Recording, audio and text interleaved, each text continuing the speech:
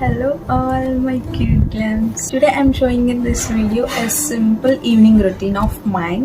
Let's see how it will go.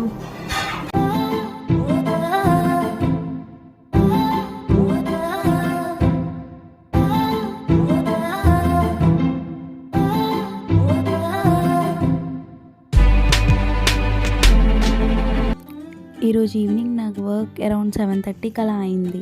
Work అయిన తర్వాత ఇంకా హాల్లోకి వచ్చేసి ఇంకా మంచిగా టైంపాస్ చేసిన డాడీతోని. ఇంకా తర్వాత నాకు స్నాక్స్ తినాలనిపించింది, అది కూడా కుడుములు తినాలనిపించింది ఈరోజు.